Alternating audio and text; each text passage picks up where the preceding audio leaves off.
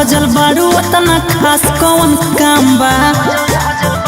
अरे सुन रे कहाँ से आइल बारू का तोहर नाम बा। सजल धजल बारू उतना खास कौन काम बा। होठ रसीला देख के तोहर माथा गइल सनकी।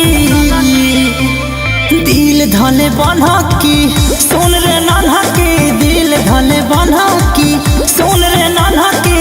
दिल धले बनकी।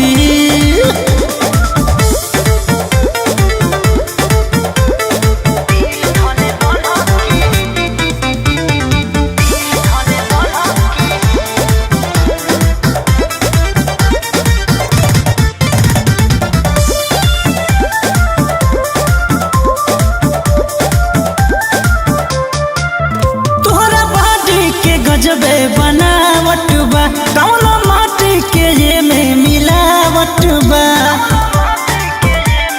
हाँ हाँ हाँ हाँ तोहरा बॉडी के गजबे बनावट बा कौनो माटी के ये में मिलावट बा। छुए नहीं देलू कहे भागो तारू झनकी।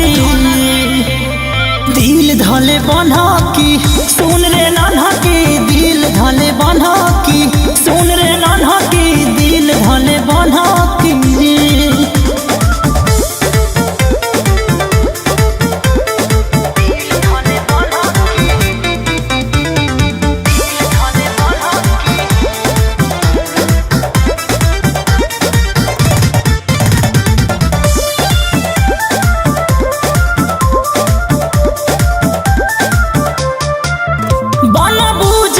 ओकर भाग जाग जाई ओकरा जिंदगी में चार चांद लाग जाई।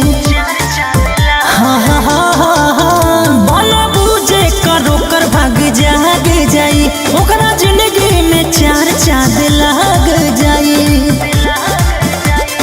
कहे सरवन नजर फेर देना तनकी। दिल धले बनकी सुन रे नन्हकी। दिल धले बनकी सुन